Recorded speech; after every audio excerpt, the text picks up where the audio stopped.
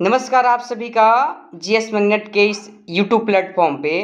तो साथियों, आज के इस लाइव क्लास के माध्यम से हम लोग बिहार पुलिस के लिए सेलेक्टेड साइंस के 100 प्रश्नों को सॉल्व करेंगे। और देखिए, अब जो आपका बिहार पुलिस का एग्ज़ाम है काफ़ी नज़दीक है और आप सभी लोग एग्ज़ाम के लिए अपना अपना एडमिट कार्ड डाउनलोड कर ही लिए होंगे।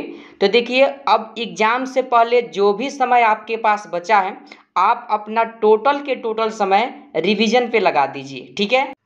देखिए, आप सभी को रिवीजन कराने के लिए ही यह सेशन लगाया गया है, यानी कि यह सेशन डेली आपका 8 PM पे चलेगा। ध्यान रखिएगा, 8 PM यानी कि 8 बजे रात से आपका सेशन शुरू होगा, ठीक है। और देखिए, इस सेशन में हम बता ही चुके हैं सिलेक्टेड 100 प्रश्न को डेली हम लोग सॉल्व करेंगे। और देखिए, जिनका एग्जाम 1 अक्टूबर को है, अगर आप लोग लगातार बने रहते हैं हमारे साथ, शाम को 8 बजे अगर अपना काम धाम छोड़ करके जुटते हैं, तो देखिए यहाँ आज आपका हुआ 13 अक्टूबर हो गया और 1 तारीख को आपका एग्जाम है। ध्यान रखिए, आपके पास अभी भी यानी कि 16 दिन का समय बचा है। कितना दिन का समय बचा है? 16 दिन का समय बचा है। और 16 में आप 100 से गुणा कीजिएगा तो हम आपको साइंस का केवल 1600 प्रश्न रिवीजन करा देंगे, ठीक है। तो देखिए, अंत में रिवीजन आपको बहुत मायने रखता है, इस बात को आप लोग ध्यान रखिएगा, ठीक है। इसलिए आप सभी लोग इस सेशन के साथ जुड़ के रहिए और आप अपना तैयारी प्रश्नों पे पकड़ मजबूत कर लीजिए, ठीक है, ताकि आपका एक भी प्रश्न आपसे एग्जाम में छूटे ना, गलत ना हो, ठीक है। तो चलिए हम लोग अपने सेशन को शुरू करेंगे, लेकिन देख लीजिए जनसंख्या काफ़ी कम है। आप सभी एक एक शेयर कर दीजिए ताकि आपके साथ और भी आपके साथी इस सेशन से जुड़ सके और वे लोग भी आप अपना रिवीजन कर सके, ठीक है। आप देखिए, मैं बार बार क्लास में नाम नहीं लूँगा और ध्यान रखिए सेशन को शुरू में ही लाइक कर दीजिए, ठीक है। बार बार मैं नहीं बोलता हूँ कि सेशन को लाइक कीजिए, शेयर कीजिए, ठीक है। आप जो भी करना चाहते हैं शुरू में ही कर लीजिए। बस हम लोग क्लास में केवल पढ़ाई का ही बात करेंगे, केवल प्रश्नों पर ही ध्यान देंगे, ठीक है। तो चलिए हम लोग सेशन को शुरू करते हैं। उम्मीद करते हैं आप सभी लोग लाइक शेयर जरूर कर दिए होंगे। तो आइए हम लोग अपने प्रश्नों को सॉल्व करते हैं, ठीक है। चलिए, तो सेशन का पहला प्रश्न आपके सामने है और आप सभी को इस प्रश्न के लिए सही जवाब लाइव चैट में बताना है। देखिए, प्रश्न है 1 माइक्रोमीटर किसके बराबर होता है। देखिए, आपके बिहार पुलिस में यह प्रश्न पूछा जा चुका है और इस प्रश्न के लिए सही जवाब क्या होगा, काफ़ी लोग अपना अपना जवाब बता रहे हैं। जो लोग भी इस प्रश्न के लिए सही जवाब ऑप्शन नंबर ए बता रहे हैं, 10 के पावर -6 मीटर बिल्कुल आपका सही जवाब है। यानी कि 1 माइक्रोमीटर बराबर कितना होता है? 10 के पावर -6 मीटर होता है। इस बात को ध्यान रखिएगा। यहीं पे आप लोग ध्यान रखिएगा, 10 के पावर -6 मीटर को 0.001 mm भी कहा जाता है। और आपसे एग्जाम में कभी कभी पूछ लिया जाता है 1 माइक्रोमीटर बराबर 10 के पावर -6 मीटर ऑप्शन में न दे करके 0.001 mm दे देता है। तो ध्यान रखिएगा, 1 माइक्रोमीटर बराबर 0.001 mm भी होता है, ठीक है। यहीं पे आपसे पूछा जाता है 1 नैनोमीटर, 1 नैनोमीटर बराबर कितना होता है। तो ध्यान रखिएगा, 10 के पावर -9 मीटर को 1 नैनोमीटर कहा जाता है। और यहीं पे आपसे पूछ ले 1 एंगस्ट्रम का मान कितना होता है। तो ध्यान रखिएगा, 1 एंगस्ट्रम का मान 10 के पावर -10 मीटर होता है। और यह परमाणु की क्या है? त्रिज्या है। इस बात को भी आप लोग ध्यान रखिएगा। यहीं पे आपसे पूछ लिया जाए 1 फेंटो या 1 फर्मी, 1 फेंटो या 1 फर्मी का मान पूछ ले, तो ध्यान रखिएगा 10 के पावर -15 मीटर होता है। और इससे नाभिक का त्रिज्या भी माना जाता है। नाभिक का त्रिज्या भी कितना होता है? 10 के पावर -15 मीटर होता है। तो इतना पॉइंट इस प्रश्न से आप लोग ध्यान रखिएगा। आपके एग्जाम के दृष्टि से जितना भी पॉइंट बताए हैं काफ़ी ज़्यादा इंपॉर्टेंट है, ठीक है। तो प्रश्न पहला का सही जवाब ऑप्शन नंबर ए हो जाएगा, 10 के पावर -6 मीटर 1 माइक्रोमीटर के बराबर होता है, ठीक है। चलिए हम लोग दूसरे प्रश्न पे बढ़ते हैं। दूसरा प्रश्न है आपका, विद्युत आवेश का एसआई मात्रक क्या है। विद्युत आवेश का एसआई मात्रक आप सभी को बताना है।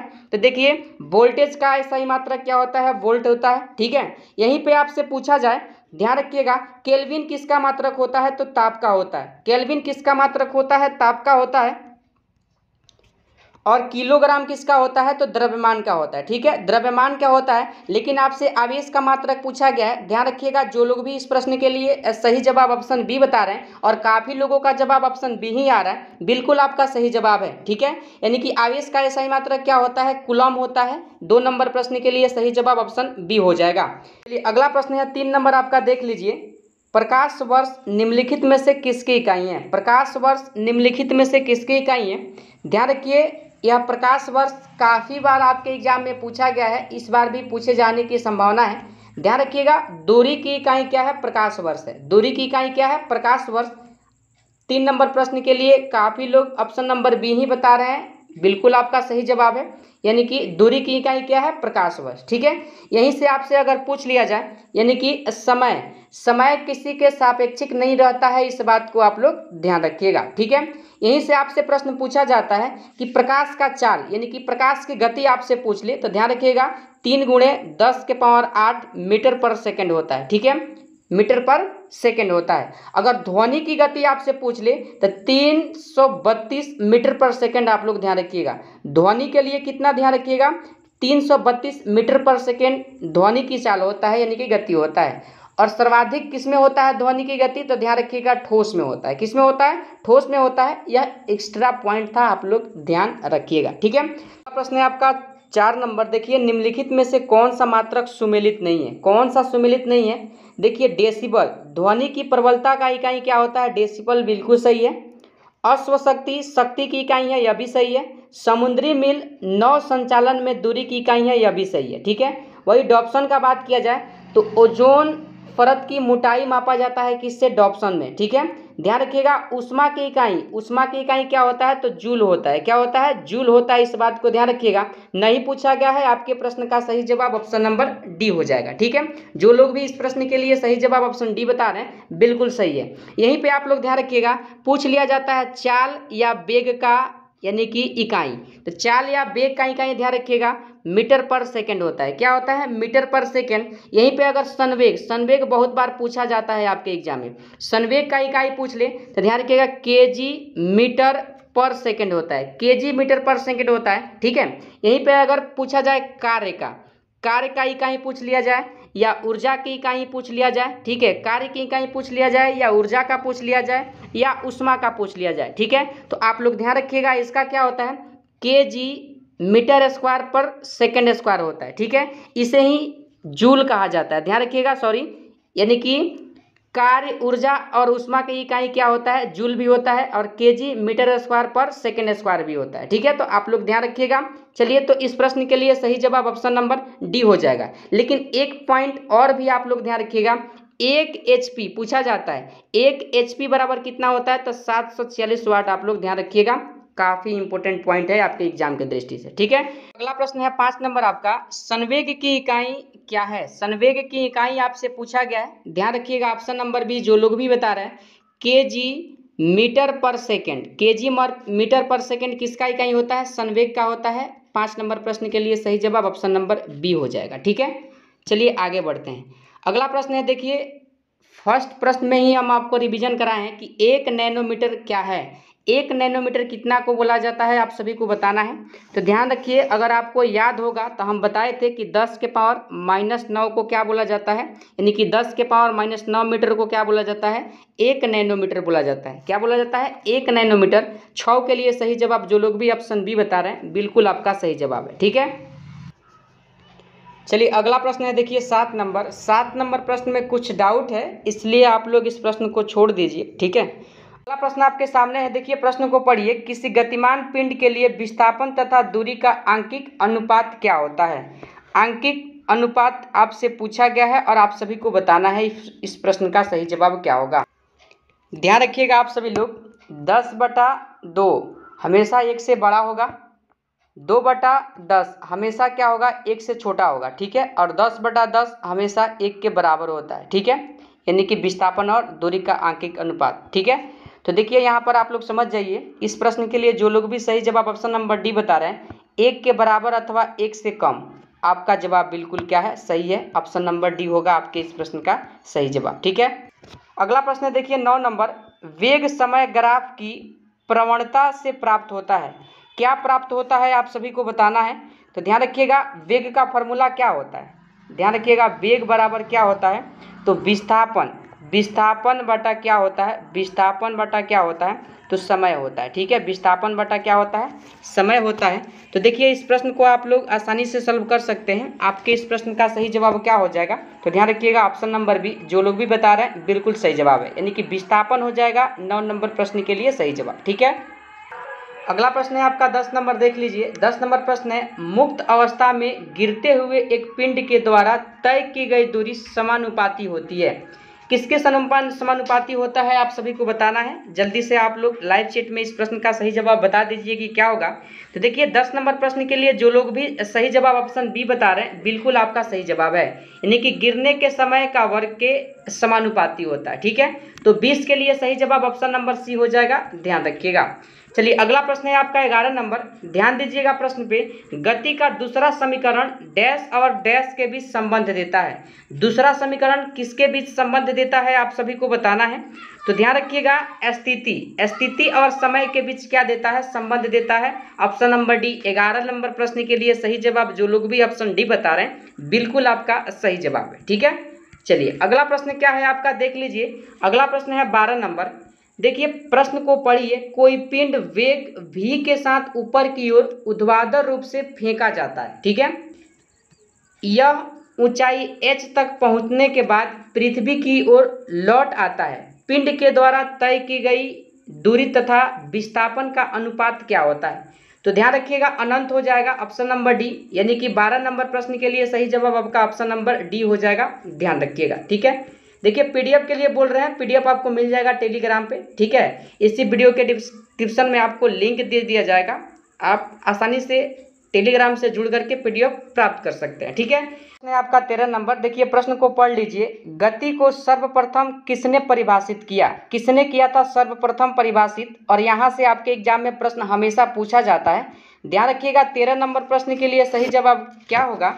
तो देखिए जो लोग भी 13 नंबर प्रश्न के लिए सही जवाब ऑप्शन ए बता रहे हैं बिल्कुल आपका सही जवाब है। यहाँ पर आप लोग ध्यान रखिएगा गति का समीकरण किसने दिया था, गति का समीकरण आपसे पूछ लिया जाए तो ध्यान रखिएगा गैलीलियो ने दिया था। और गति का पहला समीकरण क्या था, तो ध्यान रखिएगा v बराबर यानी कि v बराबर u plus A T, v बराबर u प्लस ए टी। ध्यान रखिएगा वही आपसे पूछा जाए कि गति के नियम किसने दिया, तो न्यूटन का नाम आप लोग ध्यान रखिएगा। वही ग्रहों की गति के नियम किसने दिया था, तो केपलर का नाम आप लोग ध्यान रखिएगा। लेकिन देखिए गति को सर्वप्रथम किसने परिभाषित किया, तो ऑप्शन ए गैलीलियो का नाम आप लोग ध्यान रखिएगा। अगला प्रश्न है आपका 14 नंबर, देख लीजिए, चिमटा यानी कि फायर टोन्स किस प्रकार के उत्तोलक का उदाहरण है। ध्यान रखिएगा इस प्रश्न के लिए जो लोग भी सही जवाब ऑप्शन नंबर सी बता रहे हैं तृतीय प्रकार का, बिल्कुल आपका सही जवाब है। ठीक है, अब देखिए उत्तोलक के प्रश्न जब आपके एग्जाम में उदाहरण दे करके पूछा जाता है तो काफ़ी लोग गलत करके आते हैं, लेकिन आज के इस क्लास में मैं आसान भाषा में आपको समझा देता हूँ।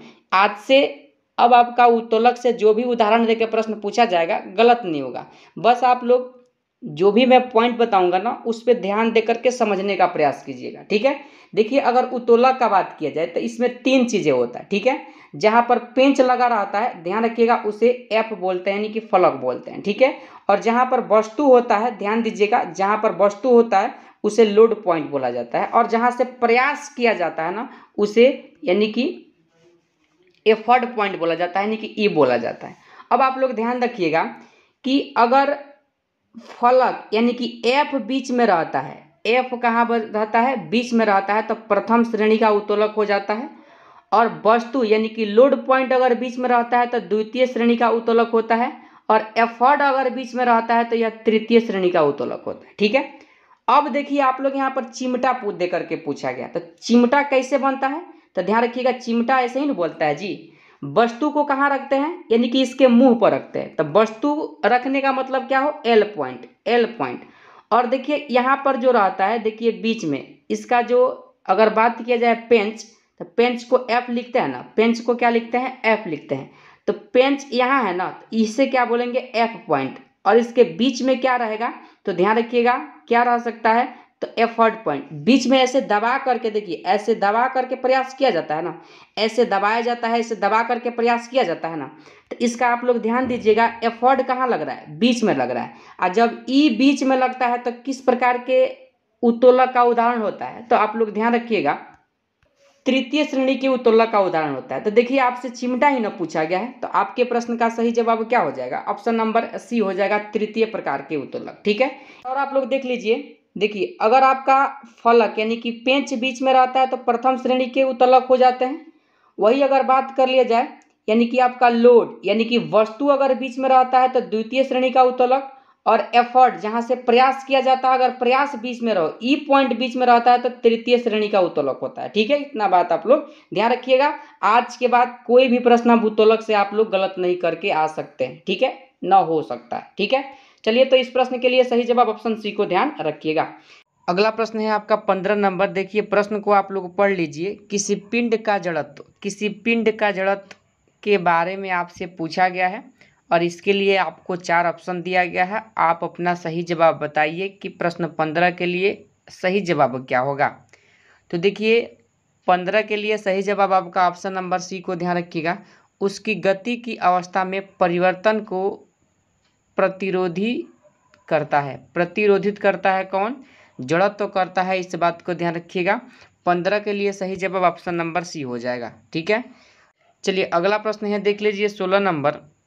सार्वभौमिक गुरुत्वाकर्षण नियामक जी के मूल्य की खोज किसके द्वारा की गई? किसके द्वारा जी के मूल्य की खोज किया गया था, आप सभी को बताना है। तो ध्यान रखिएगा, इस प्रश्न के लिए सही जवाब option number A, Henry Cavendish का नाम आप लोग ध्यान रखिएगा। यानी कि आपके इस प्रश्न का सही जवाब ऑप्शन नंबर ए हो जाएगा। यहीं पे आपसे पूछ लिया जाता है कि जी का मान बता दीजिए। जी का मान आपसे पूछा जाता है, ध्यान रखिएगा 6.67 गुणे 10 के पावर -11 न्यूटन मीटर स्क्वायर प्रति कितना होता है? तो केजी स्क्वायर होता है। ठीक है, केजी स्क्वायर होता है, इस बात को आप लोग ध्यान रखिएगा। यहीं पे अगर आपसे पूछ लिया जाए छोटा जी का मान, तो ध्यान रखिएगा इसका मान होता है 9.8 मीटर पर सेकेंड। ठीक है, और इसकी खोज किसने किया था? यानी कि न्यूटन ने किया था। किसने किया था? न्यूटन। आप लोग ध्यान रखिएगा, आपके प्रश्न का सही जवाब ऑप्शन ए हो जाएगा। अगला प्रश्न है, देखिए 17 नंबर। प्रश्न को पढ़िए। निम्न में से कौन से भौतिकविदों ने उत्प्लावन बल के अस्तित्व की व्याख्या की? किसने किया था उत्प्लावन बल के बारे में? इसका संपूर्ण व्याख्या आप सभी को बताना है।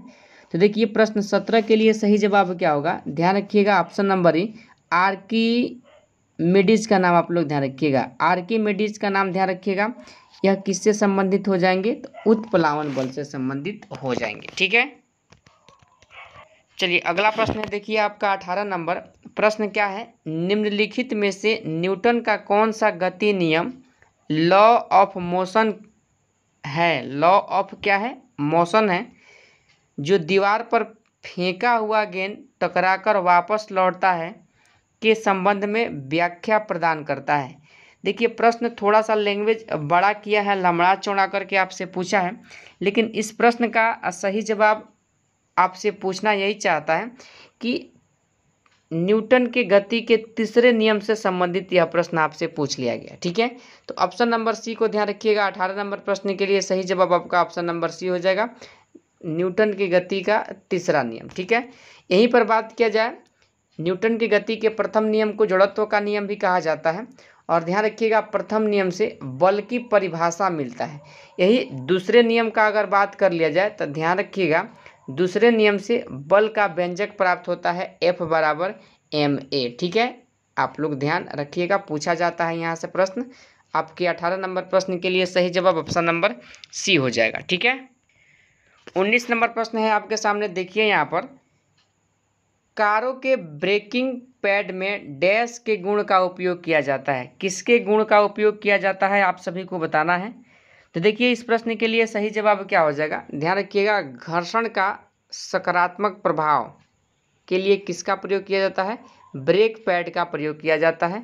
19 के लिए सही जवाब आपका ऑप्शन नंबर डी हो जाएगा। अगला प्रश्न है, देखिए 20 नंबर। बल की परिभाषा को किसके आधार पर व्याख्यायित किया जा सकता है? किसके आधार पर किया जा सकता है? तो ध्यान रखिएगा न्यूटन के गति के प्रथम नियम अभी हम तुरंत बताए हैं, ऑप्शन नंबर बी हो जाएगा 20 के लिए आपका सही जवाब। ठीक है, चलिए आगे बढ़ जाते हैं। अगला प्रश्न है 21 नंबर। एक व्यक्ति अस्थिर पानी में नाव पर खड़ा है, यदि वह नाव तट की ओर चलता है तो नाव के बारे में बताना है कि क्या हो जाएगा। ठीक है, तो ध्यान रखिएगा, यानी कि 21 के लिए क्या होगा आपका सही जवाब, तो नाव तट से दूर चली जाएगी। नाव तट से क्या हो जाएगी, दूर चली जाएगी। ऑप्शन नंबर 1 को ध्यान रखिएगा, 21 नंबर प्रश्न के लिए आपका सही जवाब होगा। ठीक है, चलिए अगला प्रश्न क्या है, देखिए यहाँ पर 22 नंबर, डैश प्रकृति में अकेले कभी नहीं होता है। कौन सा प्रकृति में अकेले नहीं होता है आपको बताना है। तो देखिए यहाँ पर ध्यान रखिएगा, बल प्रकृति में कभी अकेले नहीं होता है। ऑप्शन नंबर ए होगा आपके इस प्रश्न का सही जवाब, यानी कि 22 नंबर प्रश्न के लिए सही जवाब ऑप्शन नंबर ए को आप लोग ध्यान रखिएगा। ठीक है, 23 नंबर प्रश्न है आपके सामने, देखिए प्रश्न को, यांत्रिक ऊर्जा किनका योग होती है। यांत्रिक ऊर्जा किसका योग होता है आप सभी से पूछा गया है, ध्यान रखिएगा। यानी कि 23 नंबर प्रश्न के लिए सही जवाब आपका क्या हो जाएगा, तो आपके प्रश्न का सही जवाब गतिज ऊर्जा प्लस स्थितिज ऊर्जा बराबर क्या होता है, यांत्रिक ऊर्जा होता है। ठीक है, तो ऑप्शन नंबर ए को ध्यान रखिएगा, 23 नंबर प्रश्न के लिए सही जवाब होगा। यहीं पे पूछ लिया गया है 24 नंबर आपसे प्रश्न कि किसी वस्तु के द्वारा उसकी स्थिति या विन्यास के द्वारा प्राप्त ऊर्जा को क्या कहा जाता है। क्या कहा जाता है ऊर्जा को, आप सभी को बताना है।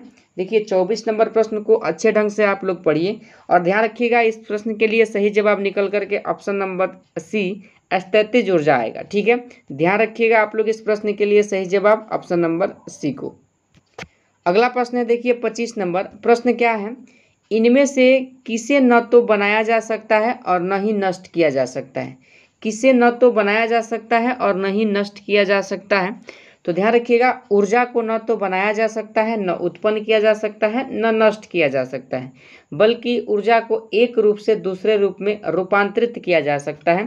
तो ध्यान रखिएगा, इंपॉर्टेंट प्रश्न है, 25 के लिए आपका सही जवाब ऑप्शन नंबर डी होगा। ठीक है, 26 नंबर प्रश्न आपके सामने है, देखिए प्रश्न को पढ़िए, किसी संकुचित स्प्रिंग में सामान्य लंबाई के स्प्रिंग से अधिक ऊर्जा होती है। ठीक है, क्योंकि स्प्रिंग संकुचित होने के कारण इसमें निम्न में से क्या होता है, यानी कि क्या होता है आप सभी को बताना है। देखिए प्रश्न को सबसे पहले आप लोग पढ़िए और तब आप लोग इस प्रश्न का सही जवाब बताइएगा। तो देखिए इस प्रश्न का सही जवाब निकल करके ऑप्शन नंबर बी आएगा, स्थितिज ऊर्जा को आप लोग ध्यान रखिएगा। ठीक है, 26 नंबर प्रश्न के लिए सही जवाब ऑप्शन नंबर बी हो जाएगा। चलिए अगला प्रश्न है 27 नंबर, देखिए प्रश्न को, 1 हॉर्स पावर किसके बराबर होता है, यानी कि एक HP के बारे में आपसे पूछा गया है। तो ध्यान रखिएगा 746 वाट के बराबर होता है। ऑप्शन नंबर ए होगा 27 नंबर प्रश्न के लिए सही जवाब। 28 नंबर प्रश्न है आपके सामने, देखिए प्रश्न को पढ़िए, किसी जल विद्युत गृह में विद्युत ऊर्जा में परिवर्तित होने वाली ऊर्जा कौन सी है। कौन सी है आप सभी को बताना है। तो देखिए प्रश्न ऐसे पूछे जाते हैं आपके एग्जाम में और आप लोग ध्यान रखिएगा, गतिज ऊर्जा ऑप्शन नंबर डी को। 28 नंबर प्रश्न के लिए सही जवाब ऑप्शन नंबर डी को आप लोग ध्यान रखिएगा। अगला प्रश्न है 29 नंबर, देखिए यहाँ पर शक्ति का सूत्र आपसे पूछ लिया गया है। देखिए ऑप्शन आप सबसे पहले देख लीजिए, देखिए ऑप्शन आपके सामने है, बताना है कि शक्ति बराबर क्या होता है। शक्ति का फॉर्मूला जब आपसे पूछा गया तो ध्यान रखिएगा, शक्ति का फॉर्मूला आपका हो जाएगा यानी कि कार्य बटा समय। कार्य बटा समय आप लोग ध्यान रखिएगा। ठीक है, कार्य बटा समय आप लोग ध्यान रखिएगा। ऑप्शन नंबर बी होगा आपके इस प्रश्न का सही जवाब। प्रश्न है आपका, देख लीजिए 30 नंबर, 1 किलोवाट घंटा बराबर कितना होता है। तो ध्यान रखिएगा 1 किलोवाट घंटा बराबर 3.6 गुणे 10 के पावर 6 जूल होता है। ठीक है, देखिए पॉइंट में कोई भी ऑप्शन नहीं दिया गया है, तो यहाँ पर देखिए पॉइंट को हटा दिया जाएगा तो यहाँ पर 10 आ जाएगा और 10 जा कर के ई जो 10 का पावर 6 है, एक पावर घट जाएगा तो कितना आ जाएगा, 36 गुणे 10 के पावर 5 आ जाएगा। ठीक है, और ध्यान रखिएगा 36 गुणे 10 के पावर 5 ऑप्शन नंबर ए में दिया गया है, यानी कि 36 गुणे 10 के पावर 5 जूल हो जाएगा 1 किलोवाट घंटा बराबर। ठीक है, तो आपके प्रश्न का सही जवाब ऑप्शन नंबर बी को आप लोग ए को आप लोग ध्यान रखिएगा। ठीक है, चलिए 31 नंबर प्रश्न है आपका, देख लीजिए, तेज गति से आने वाली क्रिकेट गेंद को पकड़ते समय एक क्षेत्र रक्षक अपनी बाहों को पीछे की ओर क्यों करता है? क्या कारण है कि पीछे की ओर करता है, आप सभी को बताना है। तो ध्यान रखिएगा ऑप्शन नंबर सी, क्योंकि वह लंबे समय तक कम बल का अनुभव करता है। ठीक है, देखिए 31 नंबर प्रश्न के लिए सही जवाब आपका ऑप्शन नंबर सी हो जाएगा। ठीक है, अगला प्रश्न है देखिए 32 नंबर, जब आप एक कोइल स्प्रिंग को कॉम्प्रेस करते हैं तो आप उस पर काम करते हैं, प्रत्यास्था स्थितिज ऊर्जा डैश होता है। क्या होता है आप सभी को बताना है। देखिए प्रश्न सबसे पहले आप लोग पढ़िए, उसके बाद आप लोग इस प्रश्न का जवाब बताइएगा। ठीक है, तो ध्यान रखिएगा बढ़ती है, ऊर्जा क्या होती है, बढ़ती है। आप लोग इस बात को ध्यान रखिएगा। ऑप्शन नंबर सी होगा 32 नंबर प्रश्न के लिए आपका सही जवाब। चलिए अगला प्रश्न है 33 नंबर, गुरुत्वाकर्षण के नियम में राशि जी का मान आपसे पूछ लिया गया है। तो देखिए गुरुत्वाकर्षण के नियम हम अभी ही ऊपर बताए हुए हैं आपको, और ध्यान रखिएगा यहाँ पर प्रश्न पूछा गया है। तो इस प्रश्न के लिए ध्यान रखिएगा, पृथ्वी के द्रव्यमान एवं त्रिज्या पर निर्भर नहीं करता है जी का मान। ठीक है, तो ध्यान रखिएगा 33 के लिए सही जवाब ऑप्शन नंबर डी हो जाएगा। ठीक है, चलिए आगे बढ़ जाते हैं हम लोग। देखिए अगला प्रश्न है 34 नंबर, किसी पिंड का वायु में भार 10 न्यूटन है, जल में पूरा डुबाने पर इसका भार केवल 8 न्यूटन है। पिंड द्वारा विस्थापित जल का भार आपसे पूछा गया है। देखिए न्यूमेरिकल प्रश्न है, और इस प्रश्न को कैसे आप लोग सॉल्व कीजिएगा, ध्यान रखिएगा आप लोग। इस प्रश्न के लिए सही जवाब ऑप्शन नंबर ए होगा 2 न्यूटन। ठीक है, चलिए अगला प्रश्न है देखिए 35 नंबर, भार का एसआई इकाई आपसे पूछा गया है। भार का पूछा गया है, तो ध्यान रखिएगा भार का क्या होता है, इजी प्रश्न है। ऑप्शन नंबर बी को ध्यान रखिएगा, न्यूटन होता है। भार का क्या होता है, न्यूटन होता है। 35 नंबर प्रश्न के लिए सही जवाब ऑप्शन नंबर बी को आप लोग ध्यान रखिएगा। ध्यान रखिएगा आप लोग ऑप्शन नंबर बी इस प्रश्न के लिए सही जवाब। यहीं से आपसे पूछ लिया जाए कि द्रव्यमान का पूछा जाए मात्रक, तो किलोग्राम आप लोग ध्यान रखिएगा। ठीक है, और सीजीएस मात्रक बल का पूछ लिया जाए तो डाइन आप लोग ध्यान रखिएगा। ठीक है, यानी कि भार का आपसे पूछा गया है, ऑप्शन नंबर बी को आप लोग ध्यान रखिएगा।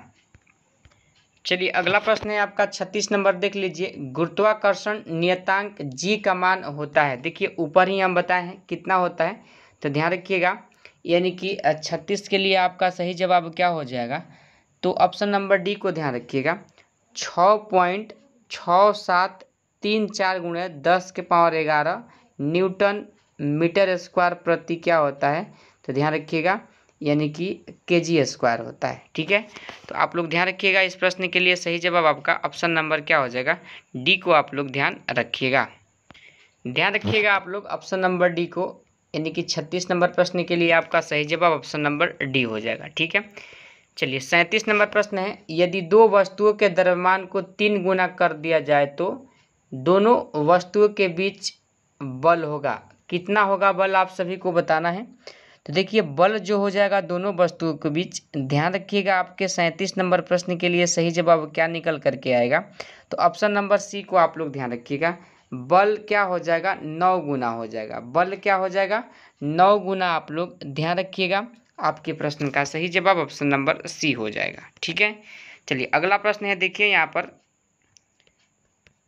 38 नंबर, चंद्रमा पर आवाज़ क्यों नहीं सुनी जा सकती है। चंद्रमा पर आवाज़ क्यों नहीं सुनी जा सकती है, आप सभी को बताना है।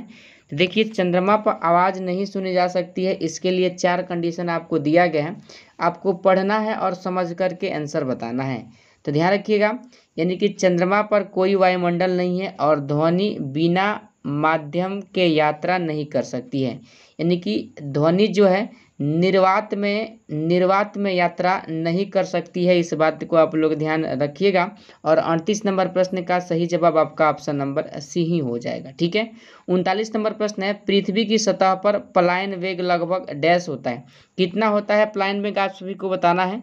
इसके लिए ऑप्शन आपके सामने है, देख लीजिए। देखिए पृथ्वी का पलायन वेग आपसे पूछा गया है, तो ध्यान रखिएगा 11.2 किलोमीटर पर सेकंड होता है। ठीक है, ध्यान रखिएगा, आपके प्रश्न का सही जवाब ऑप्शन नंबर बी हो जाएगा। अगला प्रश्न है 40 नंबर, पृथ्वी के चारों ओर चंद्रमा की गति डैश के कारण होती है, किसके कारण गति होता है, आप सभी को बताना है। तो देखिए यह गति जो होता है गुरुत्व बल के कारण होता है। किसके कारण होता है? गुरुत्व बल। आप लोग ध्यान रखिएगा। और ध्यान रखिएगा यहीं पे पूछा जाता है नाभिकीय बल, तो नाभिक पे लगता है, इस बात को आप लोग ध्यान रखिएगा। लेकिन पृथ्वी के चारों ओर चंद्रमा की गति आपसे पूछा गया है, ध्यान रखिएगा। ऑप्शन नंबर ए गुरुत्व बल हो जाएगा आपके इस प्रश्न का सही जवाब। 41 नंबर प्रश्न है, वॉशिंग मशीन की कार्य प्रणाली निम्नलिखित सिद्धांत पर आधारित है। किस सिद्धांत पर आधारित है आप सभी को बताना है। तो देखिए 41 के लिए सही जवाब हो जाएगा आपका ऑप्शन नंबर ए को ध्यान रखिएगा, अपकेंद्रण के सिद्धांत पर आधारित है। ठीक है, चलिए अगला प्रश्न क्या है, देखिए यहाँ पर 42 नंबर, रेल पटरी वक्र पर झुकी रहती है क्योंकि, किस कारण से झुकी रहती है आप सभी को बताना है। तो देखिए इस प्रश्न का सही जवाब क्या होगा, तो आप लोग ध्यान रखिएगा 42 के लिए ऑप्शन नंबर सी को, आवश्यक अभिकेंद्रीय बल के लिए। ठीक है, आवश्यक अभिकेंद्रीय बल के लिए रेल पटरी वक्र पर क्या होती है, झुकी रहती है। तो ऑप्शन नंबर सी को ध्यान रखिएगा, 42 नंबर प्रश्न का आपका सही जवाब हो जाएगा। यहीं पे आपसे पूछा गया है 43 नंबर प्रश्न, लट्टू को घुमाना किसका उदाहरण है। लट्टू को घुमाना किसका उदाहरण है आप सभी को बताना है। तो ध्यान रखिएगा केंद्राभिमुख बल का उदाहरण है, ऑप्शन नंबर ए हो जाएगा 43 नंबर प्रश्न के लिए सही जवाब। चलिए 44 नंबर प्रश्न है आपके सामने, पानी के द्वारा ऊपर की तरफ लगाया गया बल क्या कहलाता है। ध्यान रखिएगा पानी के द्वारा ऊपर की ओर लगाया गया बल जो होता है, यानी कि ऑप्शन नंबर सी को ध्यान रखिएगा, उत्प्लावन बल कहलाता है। ठीक है, उत्प्लावन बल आप लोग ध्यान रखिएगा, ऑप्शन नंबर सी होगा इस प्रश्न का सही जवाब। ठीक है, अगला प्रश्न है देखिए यहाँ पर 45 नंबर, उत्क्षेप बल और भार कार्य करते हैं, किस दिशा में कार्य करता है आप सभी को बताना है। तो ध्यान रखिएगा ऑप्शन नंबर बी को, विपरीत दिशा में कार्य करते हैं, ऑप्शन नंबर बी हो जाएगा 45 नंबर प्रश्न का सही जवाब। ठीक है, 46 नंबर प्रश्न आपके सामने है, बर्फ पानी पर तैरती है क्योंकि इसका घनत्व अधिक होता है या कम होता है आपसे पूछा गया है। तो ध्यान रखिएगा पानी के घनत्व से क्या होता है, कम होता है। 46 का सही जवाब ऑप्शन नंबर बी हो जाएगा। ठीक है, चलिए 47 नंबर प्रश्न है, सापेक्ष घनत्व डैश के बराबर है। सापेक्ष घनत्व किसके बराबर है आप सभी को बताना है। तो ध्यान रखिएगा पदार्थ का घनत्व प्रति पानी का घनत्व हो जाएगा। ठीक है, तो ऑप्शन नंबर सी को आप लोग ध्यान रखिएगा, 47 नंबर प्रश्न का सही जवाब हो जाएगा। ठीक है, 48 नंबर प्रश्न आपके सामने है, देखिए प्रश्न को पढ़िए, एक द्रव की बूंद संयोजित होती है क्योंकि इसके कणों का आकर्षण इसका संभव क्षेत्रफल न्यूनतम करता है, और इस परिघटना को क्या कहा जाता है। यानी कि जो आपसे स्टेटमेंट दे करके प्रश्न पूछा गया है लैंग्वेज में, तो ध्यान रखिएगा ऑप्शन नंबर ए को पृष्ठ तनाव कहा जाता है, पृष्ठ तनाव कहा जाता है, ऑप्शन नंबर ए हो जाएगा 48 नंबर प्रश्न का सही जवाब। अगला प्रश्न देखिए 49 नंबर पूछा गया है, निम्नलिखित में से दाब की बीमा सूत्र। देखिए दाब की बीमा सूत्र आपसे पूछ लिया गया है, तो ध्यान रखिएगा दाब का मात्रक क्या होता है, तो पास्कल आप लोग ध्यान रखिएगा पूछा जाता है आपके एग्जाम में। ठीक है, और इसका बीमा आपका हो जाएगा, ध्यान रखिएगा ऑप्शन नंबर बी को, एम एल इनवर्स, यानी कि एल के पावर -1 टी के पावर -2, ऑप्शन नंबर बी हो जाएगा 49 नंबर प्रश्न का सही जवाब। ठीक है, अगला प्रश्न है देखिए 50 नंबर, निम्न में से क्या आर्किमिडीज के सिद्धांत पर आधारित नहीं है। क्या आधारित नहीं है आप सभी को बताना है। तो देखिए नहीं पूछा गया है, तो देखिए ऑप्शन को जब आप पढ़िएगा तो ओडोमीटर ध्यान रखिएगा आर्किमिडीज के सिद्धांत पर आधारित नहीं है, बाकी हाइग्रोमीटर, लेक्टोमीटर, पनडुब्बी आर्किमिडीज के सिद्धांत पर आधारित है। ठीक है, 51 नंबर प्रश्न है आपका, देखिए प्रश्न को पढ़िए, पूछा गया है आपसे, पीजो इलेक्ट्रिक प्रभाव में विद्युत का उत्पादन डैश के द्वारा होता है, किसके द्वारा होता है आप सभी को बताना है। तो ध्यान रखिएगा 51 के लिए जो आपका सही जवाब हो जाएगा, क्या हो जाएगा, ऑप्शन नंबर बी को आप लोग ध्यान रखिएगा, वेयरिंग फील्ड। ठीक है, चलिए अगला प्रश्न क्या है, देखिए यहाँ पर 52 नंबर, सेल्सियस मापक्रम पर जल के क्वथनांक तथा हिमांक होते हैं, कितना डिग्री सेल्सियस होता है आपसे यही पूछा गया है। ध्यान रखिएगा 100 डिग्री सेल्सियस तथा 0 डिग्री सेल्सियस आपके प्रश्न का सही जवाब ऑप्शन नंबर बी होगा। ठीक है, 53 नंबर प्रश्न है, कितना ताप होने पर पाठ्यांक सेल्सियस और फ़ारेनहाइट तापमापियों में 1 होंगे, मतलब समान होता है। तो ध्यान रखिएगा कितने डिग्री सेल्सियस पे होता है, तो ऑप्शन नंबर 53 के लिए सही जवाब -40 डिग्री सेल्सियस आप लोग ध्यान रखिएगा। ठीक है, 54 नंबर प्रश्न है, न्यूनतम संभव ताप आपसे पूछ लिया गया है। तो ध्यान रखिएगा 54 के लिए सही जवाब आपका ऑप्शन ए हो जाएगा, -273 डिग्री सेल्सियस आपके प्रश्न का सही जवाब होगा। अगला प्रश्न है, देखिए 55 नंबर प्रश्न है, पानी का हिमांक बिंदु डैश है। पानी का हिमांक बिंदु कितना होता है? तो ध्यान रखिएगा 55 के लिए सही जवाब ऑप्शन नंबर डी को 32 फ़ारेनहाइट होता है। ठीक है, चलिए अगला प्रश्न है, देखिए 56 नंबर, लगभग किस तापमान पर पानी का घनत्व अधिकतम होता है? देखिए अधिकतम पूछा गया है, तो ध्यान रखिएगा 56 के लिए सही जवाब आपका क्या हो जाएगा, यानी कि 56 के लिए जो आपका सही जवाब हो जाएगा ऑप्शन नंबर बी को ध्यान रखिएगा 4 डिग्री सेल्सियस। ठीक है, चलिए अगला प्रश्न है 57 नंबर, ऊनी कपड़े शरीर को जाड़े में गर्म रखते हैं क्योंकि? किस कारण से जाड़े में गर्म रखते हैं? तो ध्यान रखिएगा ऑप्शन नंबर ए, ऊन ऊष्मा का क्या होता है, कुचालक होता है। ठीक है, यानी कि ऑप्शन नंबर क्या हो जाएगा, ए को आप लोग ध्यान रखिएगा।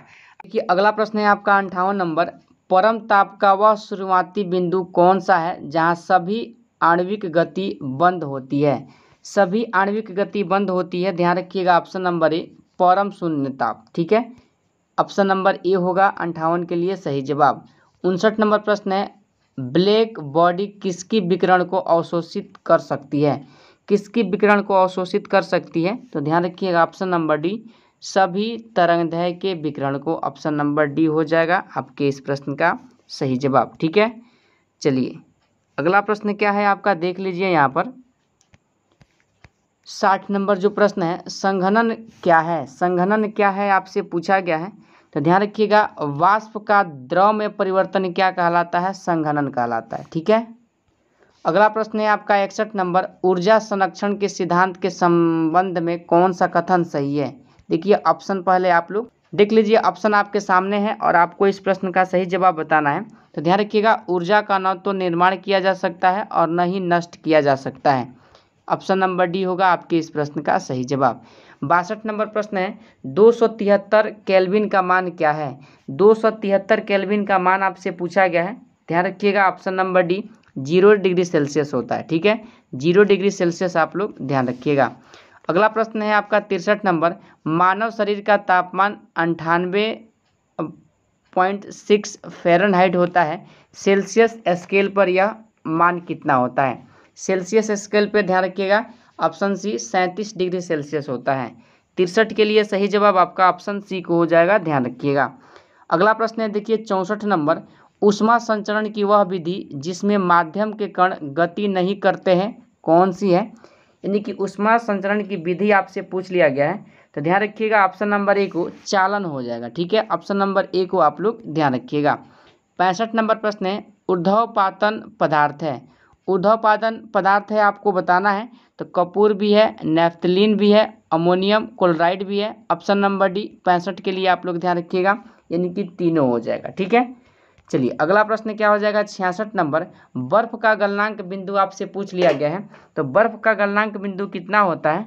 तो ध्यान रखिएगा 273 केल्विन होता है, ऑप्शन नंबर ए को आप लोग ध्यान रखिएगा। ठीक है, देखिए यहाँ पर अगला प्रश्न है 67 नंबर, 1 किलो कैलोरी ऊष्मा का मान आपसे पूछा गया है, तो ध्यान रखिएगा 1 कैलोरी ऊष्मा का मान 4.2 जूल होता है, लेकिन यहाँ पर किलो कैलोरी पूछा गया है, इसलिए आप लोग ध्यान रखिएगा 67 के लिए सही जवाब ऑप्शन नंबर सी 4.2 × 10⁻³ जूल हो जाएगा, यानी कि आपके इस प्रश्न का सही जवाब ऑप्शन नंबर सी को आप लोग ध्यान रखिएगा। अगला प्रश्न है देखिए आपका 68 नंबर, प्रश्न को पढ़िए, मिट्टी के घड़े में पानी का ठंडा होना निर्भर करता है, किस पे निर्भर करता है? तो ध्यान रखिएगा ऑप्शन नंबर डी को, यानी कि बाह्य ताप पर भी, वायुमंडलीय आर्द्रता पर भी और वायु पर भी। ठीक है, तो ऑप्शन नंबर डी होगा 68 नंबर प्रश्न के लिए आपका सही जवाब।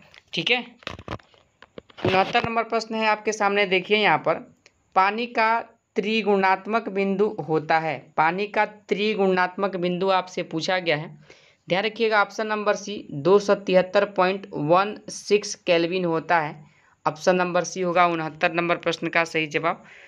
70 नंबर प्रश्न है, इंफ्रारेड किरणें क्या है? इंफ्रारेड किरणें क्या है आपसे पूछा गया है, ध्यान रखिएगा ऑप्शन नंबर डी को विद्युत चुंबकीय तरंगे है। ठीक है, विद्युत चुंबकीय तरंगे हैं। अगला प्रश्न है, देखिए आपका 71 नंबर, अनुदैर्घ्य तरंगों में कण संचरण की दिशा डैश कंपन करते हैं। किस पे कंपन करते हैं आप सभी को बताना है। तो ध्यान रखिएगा 71 के लिए सही जवाब क्या होगा, ऑप्शन नंबर डी को ध्यान रखिएगा, समानांतर कंपन करते हैं। ठीक है। 72 नंबर प्रश्न है, डैश तरंगे चमगादड़ को उनके रास्ते में आने वाली बाधा का पता लगाने में मदद करती है। बताइए इस प्रश्न का सही जवाब क्या होगा। तो ध्यान रखिएगा पारासर्व तरंग। ठीक है, ऑप्शन नंबर सी हो जाएगा 72 नंबर प्रश्न का सही जवाब। 73 नंबर प्रश्न आपके सामने है, हवा में ध्वनि की गति से अधिक गति डैश रूप में जानी जाती है। किस रूप में जानी जाती है। तो ध्यान रखिएगा ऑप्शन नंबर ए को आप लोग ध्यान रखिएगा, यानी कि सुपरसोनिक के रूप में जानी जाती है। ऑप्शन नंबर ए होगा 73 नंबर प्रश्न का सही जवाब।